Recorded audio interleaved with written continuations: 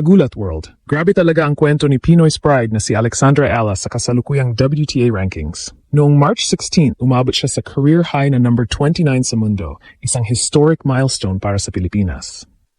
Pero pagkatapos ng kanyang round of 16 exits sa Miami Open 2026, kung saan nakuha niya lang ang 120 points, kumpara sa 390 points noong nakaraang taon, bumagsak ang kanyang live ranking sa paligid number 45. Maraming fans ang nag-alala. Paano na to? Mawawala ba siya sa top 50? Pero huwag kayong mag-alala. Buong tennis world ngayon ay nagbunyi dahil ayon sa mga eksperto, si Alex ay makakabalik sa number 29 o higit pa ng mabilis. Ito ang malaking dahilan. Kaunting points lang ang kanyang ID defense sa clay season at may malaking pagkakataon siyang mag-accumulate ng maraming bagong puntos sa kanyang packed European swing. Ayon sa detalyadong analysis mula sa tennishead.net, as of March 30th, si Alex ay mayunting points lang na ID defense sa susunod na ilang buwan. Noong 2025 clay season, maaga siyang natalo. Round of 64 sa Madrid, 30 points. Round of 1 and 28 sa Rome, 10 points. First round sa Roland Garros, 10 points. At round of 16 sa Oiras Ladies Open, 15 points. Kabuuang 65 points lang ang kanyang ID defense mula sa mga clay events na yun hanggang French Open. Ibang klase yan kumpara sa malaking 390 points na nawala niya sa Miami. Ngayon, 2026, si Alex ay babalik sa clay bilang isang far better and more well-rounded player. May dalawang karagdagang tournament siya na hindi niya nilalaro noong 2025, ang Upper Austria Ladies Linz Open Main Draw, projected seed 7 at ang Porsche Tennis Grand Prix sa Stuttgart qualifying rounds. Parehong indoor clay and surface, perfect warm-up bago ang outdoor clay ng Madrid, Rome at French Open. Sa Linz, April 6 to 12, malakas ang field kasama sina Ekaterina Alexandrova, Emma Raducanu, Jelena Ostapenko at Karolina Pliskova. Pero kahit isang malalim na run lang ay malaking net gain na agad. Sa Stuttgart, April 13 to 19, qualifying man free hits yan. Walang points na ID defense, kaya lahat na makukuha niya ay puro bonus. Tapos diretso sa Mutua Madrid Open, April 20 to May 3, WTA 1000, kung saan noong 2025 ay maaga siyang natalo 35 points lang ang ID defense doon ayon sa ilang reports. Ang ibig sabihin, kahit ilang panalo lang sa clay swing na to, malaki na ang magiging epekto sa ranking niya. Halimbawa, isang semifinal sa Linz ay maaring magdala sa kanya pabalik sa top 30 agad. At kung magdadagdag siya ng magandang results sa Madrid o Rome, posible nang lampasan pa ang kanyang career high na number 29. Clay season daw ay nangangailangan ng hard work, rigor, at tamang attitude. At si Alex, may abundance daw siya niya. Ang kanyang aggressive baseline game, lefty spin, at improved movement ay perpekto para sa mas mahabang rallies sa clay. Parang isang plot twist sa sports movie ang nangyayari ngayon sa career ni Alex. At ang ending nito, posibleng mas malakas pa ang balik kaysa dati. Noong March 16, 2026, naabot ng Pinoy Pride ang historic career high ranking na number 29 sa WTA. Isang milestone na halos walang Pinoy ang nakalapit sa modern tennis era. Pero pagkatapos ng kanyang round of 16 exit sa Miami Open, kung saan 120 points lang ang nakuha niya kumpara sa 390 points noong nakaraang taon, biglang bumaba ang kanyang live ranking sa paligid ng number 45. Natural lang, maraming fans ang kinabahan. Ito na ba ang slide?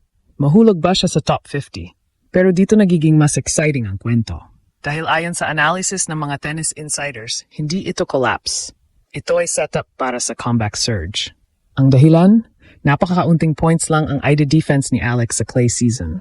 Noong 2025, maaga siyang nalaglag sa halos lahat ng clay tournaments. Round of 64 sa Mutua Madrid Open, maagang exit sa Italian Open sa Rome, first round sa French Open, at modest run lang sa Oiras. Sa kabuuan, mga 65 ranking points lang ang kailangang depensahan mula Madrid hanggang Roland Garros. Kung ikukumpara mo sa 390 points na nawala sa Miami, napakalaking difference nito. Ibig sabihin, halos bawat panalo sa clay ay net gain. At dito pumapasok ang exciting part ng kanyang 2026 schedule. Sa unang pagkakataon, sasabak si Alex sa European Indoor Clay Swing. Una sa Upper Austria Ladies Linz Open kung saan inaasahang magiging seeded pa siya sa main draw. Pagkatapos ay susubok sa qualifying ng Porsche Tennis Grand Prix sa Stuttgart, isang tournament na kilala sa brutal na competition pero perfect training ground bago ang big WTA 1000 events. Para sa mga analysts, ito ang tinatawag na free swing face. Walang pressure sa points defense.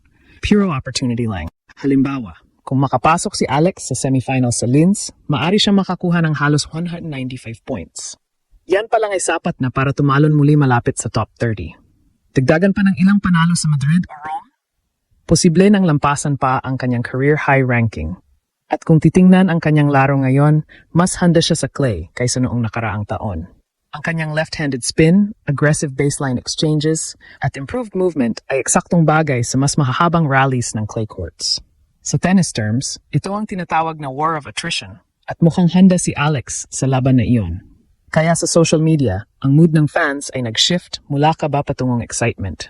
Sa Pilipinas, parang isang collective belief ang nabubuo. Hindi ito ranking drop, ito ang comeback arc.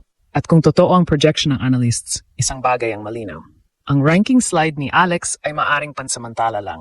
Dahil kapag nagsimula na ang clay swing sa Europe, posibleng bumalik ang Pinay Phenom sa top 30, real quick. Sa social media, lalong sumabog ang positivity ng fans nang kumalat ang ganitong analysis. Maraming Pinoy ang puno ng overwhelming pride at renewed hope. Parang lahat ay nag-celebrate na, grabe, pabalik agad siya sa number 29.